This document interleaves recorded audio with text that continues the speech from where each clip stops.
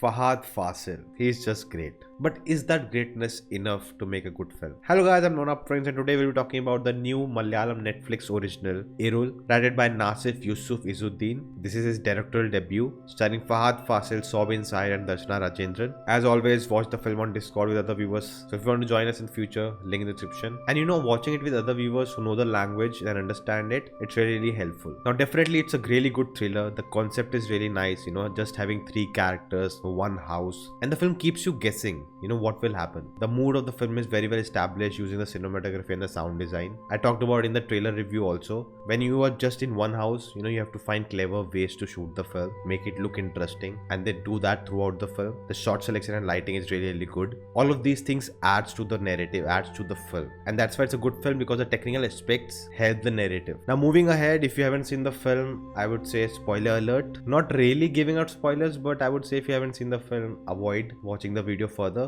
Go watch the film and come back. Now throughout the film, I was thinking, are there deeper meanings to any of this? There's a discussion about what is truth and what is a lie. What's the difference between them? That was some really interesting dialogues, and they do come back at the end. There's a great discussion sequence in the film where it's mostly single take, the camera just revolving around on different character. There's this one shot in the film where we see a dining table and these three characters walking past it, and we are guessing who's the culprit. And I think it's kind of reminds me of the Last Supper, because in that too we are finding who will betray Jesus. And this scene is in slow motion, so I think it was intended. Now I got to learn one interesting thing, that this film is very similar to the 1999 film Con, directed by Ram Gopal Verma and written by Anurag Kashyap, and it was told to me by one of the viewer who was watching it with me, shout out to Sapien, that the film is very similar, but the endings are very different, and that film is highly acclaimed. So I would definitely check that out to know what's the difference and maybe make a video. So to get that, do subscribe and the bell icon to get notification. Also, if you're finding value in the video, do the like button, because when you do that, YouTube promotes this video and more people can watch it. Coming to the acting, I felt Sobin was weak in this film. It was not convincing from his side, and there were a lot of moments where Darshana also felt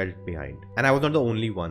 Other viewers also said that Sobin felt off, even his Malayalam dialogues were not going well, so definitely there was some issue there. Fahad, as always, was really charming in this film, but I feel he was underutilized. He really didn't have much in the second half. Now this film is 1 hour 30 minutes, so basically 90 minutes, that's it. But still the film feels lengthy. In the beginning they take 10 minutes to set up their relationship, and just that they'll go on a trip this weekend, and then next 5 minutes is just the opening credits, and I think that's too long. I enjoyed it, but it just dragged for a long time. Then Fahad enters, I think at 25-minute mark, and then the big twist happens almost like the half the movie's done. And it's really surprising that such a small film feels lengthy. Mostly the film works in parts, and I feel there's not much happening in the film.